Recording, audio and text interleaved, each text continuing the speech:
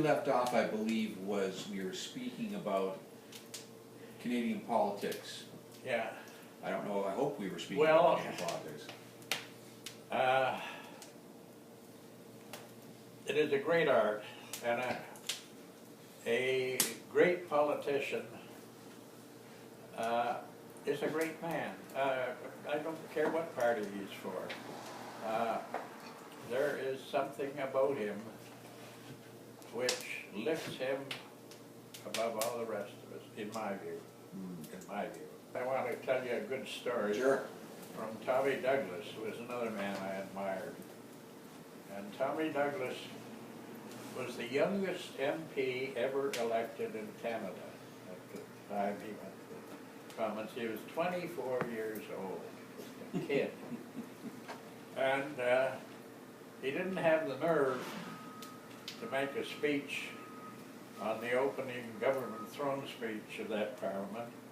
But by the time the budget came out, he had summoned up his nerve, and he gave a speech on the budget. And he told us about it later at a dinner in the Parliament buildings in Ottawa. And I've never forgotten it. He said, I sat down and I was still weak and trembling. And he said, you want to imagine what happened? Heritage, who was the great conservative Minister of Finance and one of the most powerful men in Canada, got up, went to the center aisle, bowed to the speaker, continued on, came to me, sat down beside me. He said, you know, I kind of like some of the things you said in your criticism of my budget. And he said, if you would take some of the more savage rhetoric out of it and just make it a simple motion, we would be prepared to accept an amendment to the budget on this. For a 24-year-old. And I said, and he said, I said to Heritage, the House can't do that, can it, on a budget?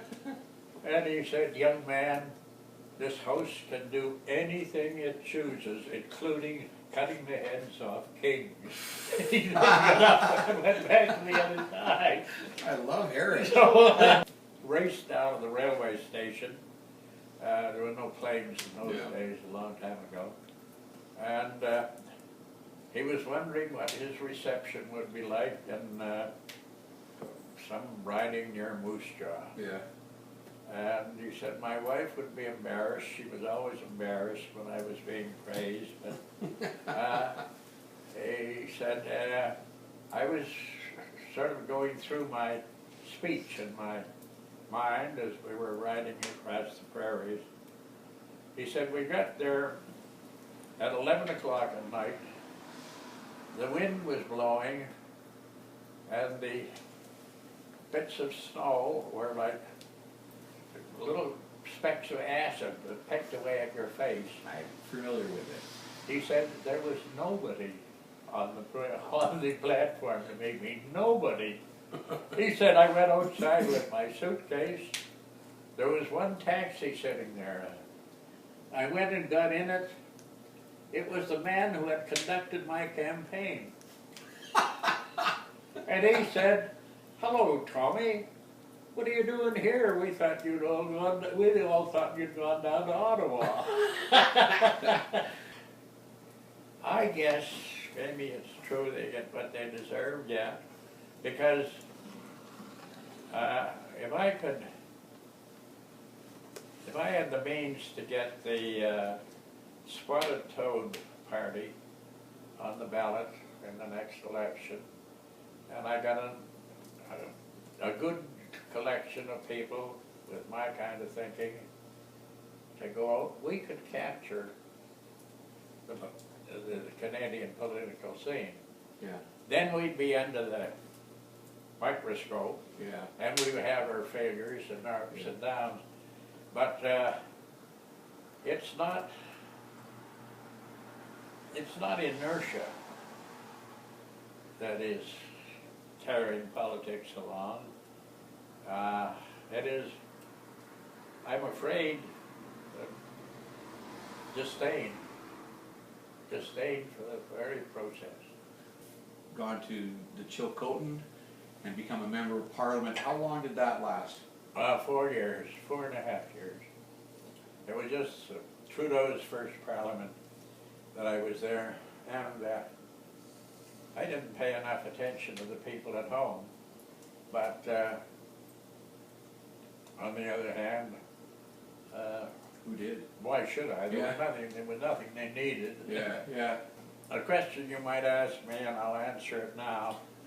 What's the day of your life that you remember Yeah, with the greatest satisfaction? Sure, yeah, that's on the next page. Well, that's on an official day. I worked behind the scenes for 2 years there on the Arctic sovereignty issue. The Americans were going to send the Manhattan through the Northwest Passage. They were not going to ask our permission, which meant that it was an international waterway, or they were trying to make it seem that way. And it should not be. And I got together a group of, I wouldn't call them rebels, they were independent thinkers. That went on for 1.5 years, unnoticed by the press. The press pays very little attention to what really is happening behind the scenes. And in the end, there was a debate in the House, which I led. And for a backbencher to be leading a debate is highly unusual.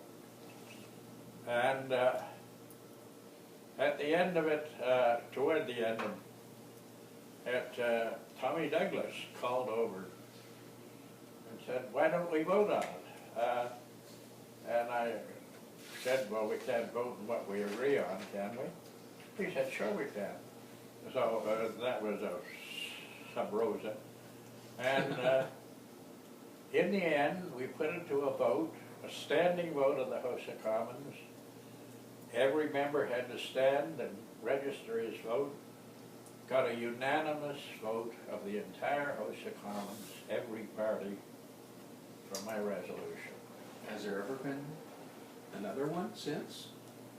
I don't know 100%? of another one since, no. I've never heard of it. But there may have been. Yeah. I was pretty nearly in tears. I'll bet. The Arctic is where the future is going to be, I sense. I can't sit here and mark down and prove it. I think it's going to become the most important part of Canada. And it's amazing how little we know about it. Yeah. When you finished your career in politics, Yeah. did you come, you were in the Chilcotin at that point, or were you living here in the Lower Mainland? I came back to here. I spent a lot of time in the Chilcotin just sitting in my cabin. Sometimes I like to come to this place, I sit and I think. Sometimes all I do is sit. You know? That was it. Yeah. Then I went to Mexico by myself, no companions. And I cruised around Mexico for a while and found it all, as always, charming and beyond understanding. And then I came back here again, and I guess then I restarted my column, then I became a police commissioner. So where were you police commissioner? For the whole province. I was one of 3. So at that time there were 3 police commissioners for the province of BC. Yeah. Was your jurisdiction in the Lower Mainland? Well, or we were an advisory group I see. to the Attorney General, and one was a policeman, one was a former policeman, and I was more or less representative of the people who had complaints against the police. You know, that was our role. Yeah. We had a good time, but How long were you police commissioner? 4 years. I quit before my 5 years was up because I realized that we lacked communication with Victoria.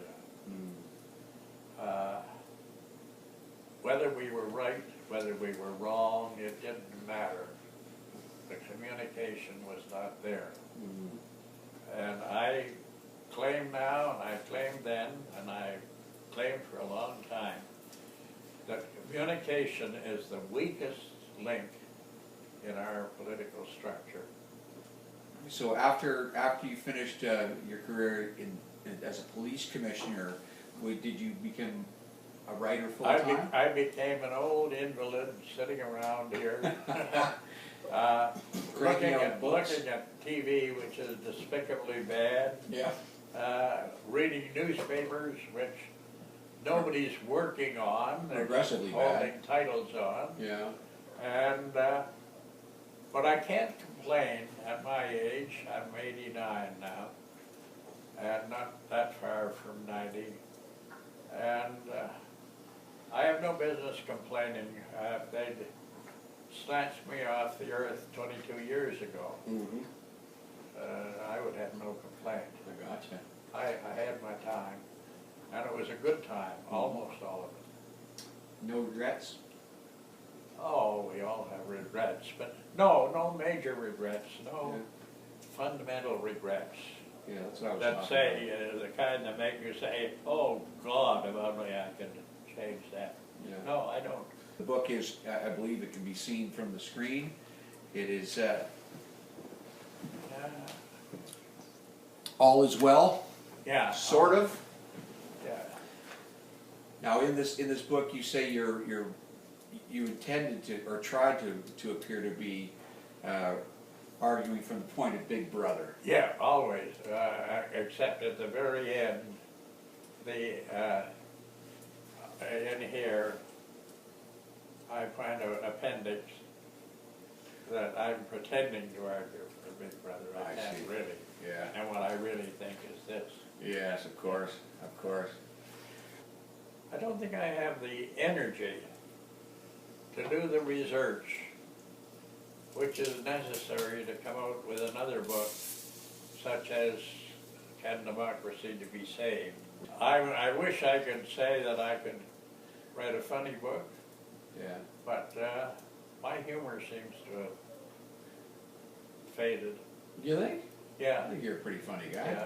Well, don't know I why. still laugh at a good joke, and I still laugh at my own jokes, which is, It's a good thing. I think I'm pretty near the end. Are you? Yeah. Yeah, but you still enjoy. Oh, I Every day. still enjoy it, and Yeah. I am, if I were a religious man, I would be very grateful to God for what He's given me.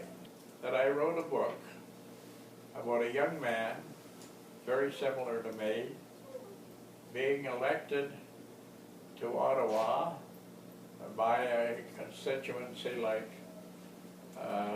Chilcotin. Chilcotin, and what happened to me there. And I still think that it was a good book. I still am convinced that it's probably one of the best books I've written. It was a novel. Right. I'm a novel writer. But it never caught anyone's attention. It was always just rejection. I've still got it here. I would still like to sell it sometime to somebody. It might happen. It might happen. You never know. What was the name of the book? It doesn't happen. The Well, only you can other say- thing I would say is, if I've got a chance to do propagandizing, Why not? I have come to the conclusion, after a lot of years, 90 years, that the most important social construct in our nation is family. More important than party, more important than religion, more important than anything else, family.